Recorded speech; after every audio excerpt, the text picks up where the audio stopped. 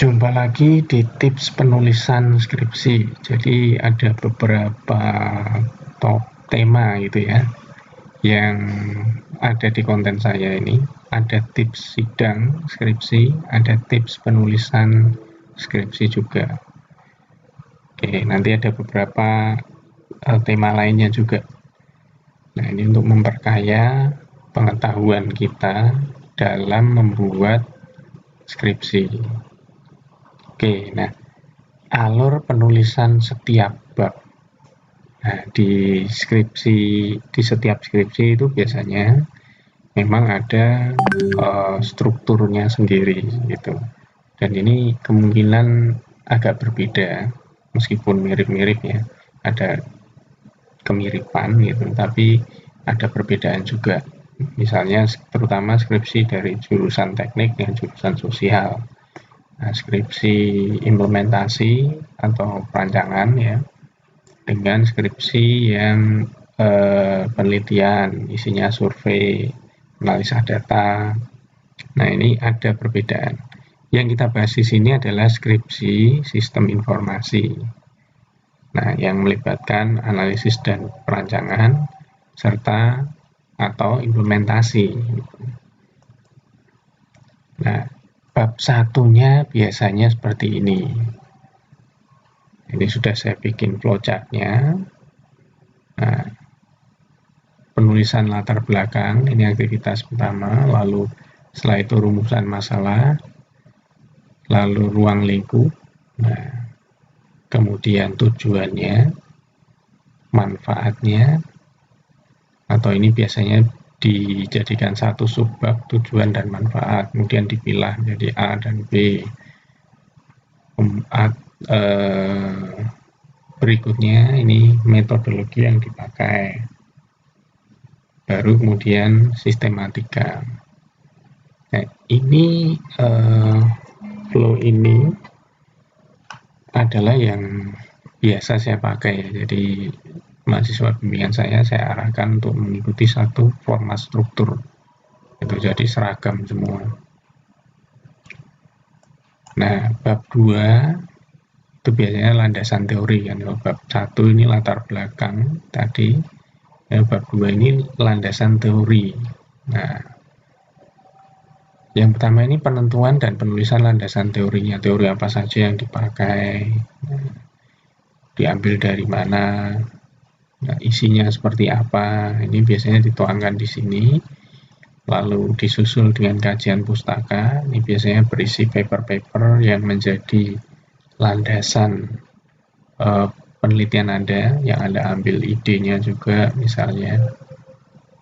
Kemudian kerangka pikir. Nah, kerangka pikir ini adalah, atau saya lebih sepakat dengan istilah itu sebenarnya kerangka kerja gitu ya. Jadi alur berisi alur tahapan aktivitas bagaimana kita akan mengerjakan atau menyelesaikan pekerjaan penelitian kita, pekerjaan skripsi kita, dimulai dari mana, berakhir di mana. Nah, itu di sini. Jadi ini adalah isi dari bab 2. Berikutnya isi dari bab 3. Nah, pertama gambaran kondisi objek penelitian gitu, secara garis besar ya, secara umum. Lalu mengerucut ya. Setelah digambarkan perusahaannya seperti apa, struktur organisasi, visi misinya, lalu turun gitu. Jadi ibarat kita sedang men-syuting, kameranya dari jauh, gedung pabriknya dari jauh, atau gedung perkantoran gitu ya, menyorot satu gedung perkantoran dari jauh dulu, lalu makin mendekat ya. Ini proses bisnis yang sedang berjalan, itu yang kita soroti, yang menjadi background dari penelitian kita. Ini proses bisnis apa? Kan nggak semua ya, nggak semua proses bisnis di perusahaan itu yang jadi cakupan kita terlalu besar. Nah, lalu kameranya masuk lagi, masuk ke gedungnya. Nah, ini sudah masuk ke ada apa sih di proses bisnis tersebut, ada problem apa gitu. Nah, ini masuk ke analisis permasalahan. Nanti ada perangkat aktivitas yang harus dilakukan di sini, perangkat metode yang harus dipakai. Nah, baru kemudian penentuan solusi. Lalu, nah setelah solusi ditetapkan, dipilih, kemudian perencanaan proyek penelitian. Nah, ini harus ada plan-nya itu. Kita mau menelitinya ini, mau membuat solusinya ini bagaimana gitu. Nah, ini kalau misalnya skripsinya itu membuat satu solusi, membangun sistem informasi misalnya. Nah, ini sebelum eksekusi harus ada perencanaan dulu. Kita mau ngapain? Nah, begitu juga kalau penelitiannya ini, oke, kita harus melakukan survei misalnya, nyebar angket, nyebar kuesioner, macam-macam, lalu analisa datanya dianalisa. Nah, ini juga harus ada planningnya. Nah, mau nyebar berapa, target pengisi kuesionernya kayak gimana, nah, gitu. Aktivitasnya nanti mau apa? Nah, ini kan dulu, dipikirkan dulu, gitu. Nah, biasanya di sini hasilnya adalah daftar aktivitas yang akan dilakukan. Ini berujung ke jadwal proyek penelitian. Nah, biasanya di jadwal ini terkait dengan metodologi yang dipakai. Pakai Scrum, jadwalnya gimana, pakai waterfall, jadwalnya gimana. Ini sesuaikan gitu. Anda harus hati-hati di sini. Oke, setelah jadwal proyek jadi, nah ini isi bab 3 ya. Masuk ke bab 4. Itu sudah masuk ke dalam pembangunan sistem yang yang kita usulkan, solusi yang kita usulkan. Nah, ini dimulai dari analisa sistem dulu yang akan dibangun. Analisa selesai, lalu desain. Desain ini sudah mengarah ke hal-hal teknis biasanya ya. Terakhir-akhirnya prototype atau mock-up gitu. Nah, biasanya untuk skripsi analisis dan desain itu dua ini gitu. Nah, cukup dua ini isinya, lalu ke pembahasan gitu. Nah, karena fokusnya ada di analisa dan desain, dan aktivitasnya berhenti di situ saja gitu. Nah, kemudian kalau skripsinya implementasi, ini masih berlanjut. Nah, ini harus ada desain environment. Kita menggunakan environment-nya apa saja, development, testing, nanti ada staging, ada production. Nah, apakah dipakai semua atau cuma beberapa, ya kan? Pertimbangannya apa? Lalu spesifikasi hardware dan software di sini. Nah, untuk skripsi analisis dan desain mungkin ini bisa dipakai juga untuk misalnya hardware dan software untuk desainnya apa. Nah, speknya kita sebutkan boleh juga gitu. Lalu ada testing. Nah, untuk yang implementasi pasti ada gitu pengujian, karena sebelum di deploy ya, sebelum deployment ini kan biasanya ada SIT, UAT. Nah, usernya harus ngetes dan harus menerima hasil pengujiannya tadi.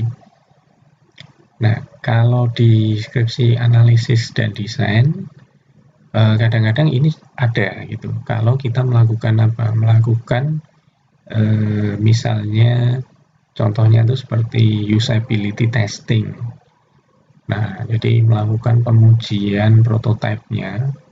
Prototipenya misalnya hanya berupa mock-up gitu ya, mock-up tapi yang sudah bisa dioperasionalkan. Sudah bisa misalnya bikin mobile app. Nah, itu tampilannya sudah bisa diklik gitu ya. Halamannya sudah bisa mengalir. Nah, tapi datanya masih dummy misalnya. Nah, kita ujikan ke user atau ke publik yang dipilih secara selektif untuk mendapatkan apa? Untuk mendapatkan user experience-nya. Kita ingin tahu user experience-nya itu bagaimana ketika mereka memakai itu. Nah, ini masuk kategori usability testing. Nah, kalau itu meskipun itu skripsinya analisis dan desain ya, karena kita kan mendesain prototipenya, kemudian prototipenya yang kita ujikan, meskipun masih kosongan nih backend-nya.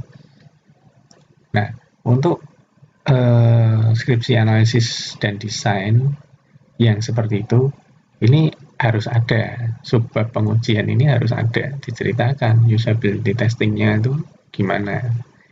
Nah, deployment ini khusus untuk yang implementasi. Nah, deployment plan-nya gimana, aktivitas deployment-nya bagaimana, PIC-nya siapa saja, stakeholder-nya siapa saja, ada regression test atau enggak. Nah, lalu setelah itu, setelah dideploy, ada pengkajian pasca implementasi atau istilah kerennya itu post implementation review. Nah, ini biasanya kalau di pekerjaan di dunia kerja yang real ya, itu ya minimal 3-6 bulan lah. Tapi kalau untuk skripsi kan kelamaan. Ini rasanya 2 minggu oke lah gitu. Nah, lalu setelah itu penulisan pembahasan. Nah, pembahasan ini isinya ya hal-hal yang menarik apa yang bisa diangkat gitu di masing-masing aktivitas eksekusi tadi, di setiap tahapan eksekusi tadi, apa yang kita temukan itu, hal menarik apa yang kita temukan, kesuksesan apa yang kita capai, bahkan bisa juga mengangkat problem-problem apa yang dimana kita terbentur gitu. Jadi nggak selalu kesuksesan yang diceritakan, kegagalan juga bisa jadi poin yang menarik dalam suatu penelitian gitu. Nah, berikutnya kesimpulan bab 5. Nah, ini terdiri dari 2 bagian, kesimpulan dan saran. Oke, ini standar sih, mainstream. Oke, itu saja dari saya untuk struktur ya, struktur skripsi, terutama skripsi sistem informasi. Terima kasih, semoga bermanfaat untuk kita semua.